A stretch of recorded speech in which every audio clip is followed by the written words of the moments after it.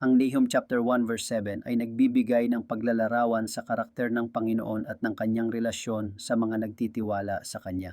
Ang teksto na, "The Lord is good, a refuge in times of trouble. He cares for those who trust in Him." Ano ang kahulugan nito? Una, the Lord is good. Ang Panginoon ay mabuti. Ito ay isang pagpapahayag ng likas na kabutihan ng Diyos.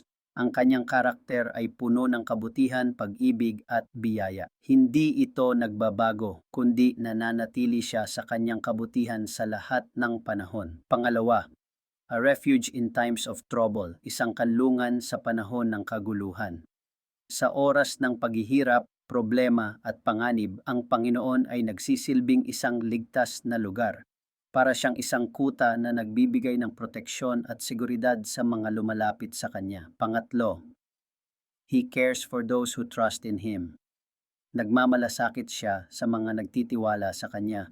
Ang Diyos ay hindi lamang nagbibigay ng proteksyon, kundi nagmamalasakit din siya sa mga nagtitiwala sa Kanya. Ipinapakita niya ang kanyang pagmamalasakit sa pamamagitan ng pagbibigay ng kanilang mga pangangailangan, pagpapalakas sa kanila at paggabay sa kanila sa kanilang mga buhay. Ito po ang inyong lingkod, Brother Chris. Salamat sa inyong pagtangkilik at pagsuporta sa pagtatapos sa madaling salita. Ang Nahum chapter 1 verse 7 ay isang pangako ng pag-asa at kapanatagan sa mga nagtitiwala sa Diyos.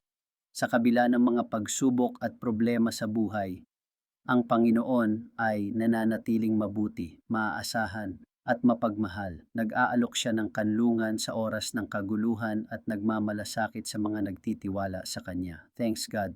Purihin ang Diyos, nawa po na pagpala kayo. Thanks for watching. God bless you.